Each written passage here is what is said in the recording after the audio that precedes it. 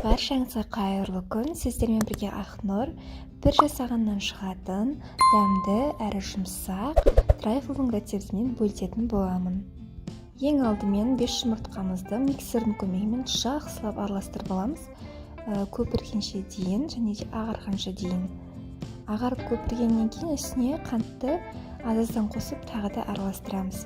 Бізде сұйық көпіршік массасы шығады.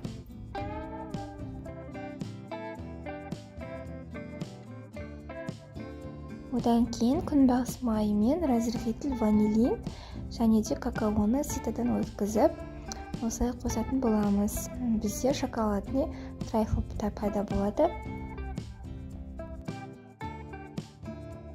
Жақсылап миксермен араластырып болғаннан кейін ұнымызды екіге бөліп араластырамыз. Лопатканың көмегімен осылай астына үстіне араластыратын боламыз.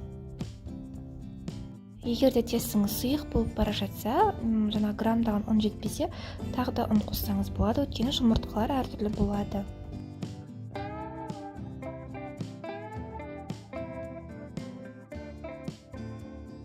Осылай қатты сұйық емес, қатты қою емес, бізде тесті пайда болды.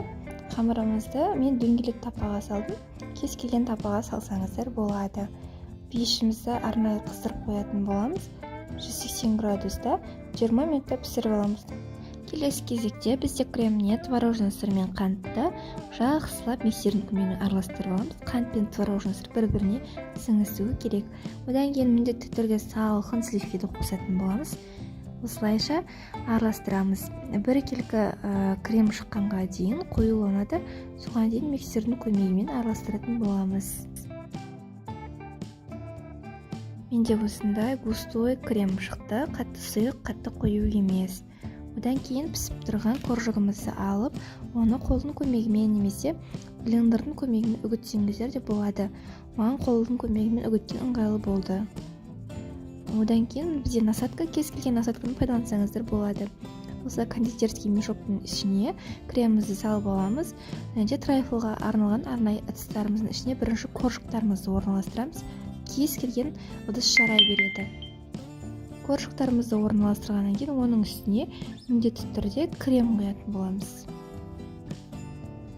Осы қоржықтардан менен 12-13 штук трайфл шықты. Стакандардың жек-жектеріне тигізіп міндетті түрде кремді орналастырамыз.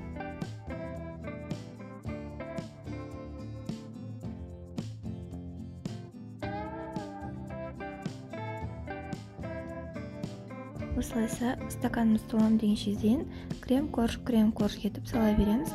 Арасында осы стаканымыз ұрып қоямыз. Крем-корж толғанша дейін жасай береміз.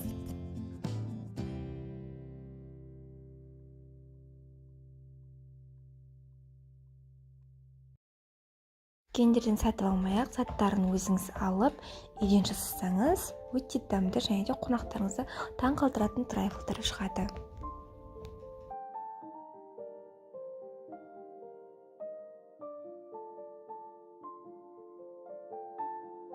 Ең соңында кремді жағып, осылай бетін әдемілеп тегістеп алатын боламыз. Өйткені мен үстіне шоколад құямын.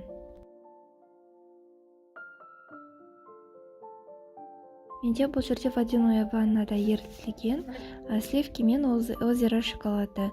Осылай бетіне жақсылап жағып шығамыз. Трайфлдарда мен клубникамен сәндедім. Кез келген затпен сәндесеңіздер болады. Баршаңызға ас болсын, сіздер де жасап көріңіздер.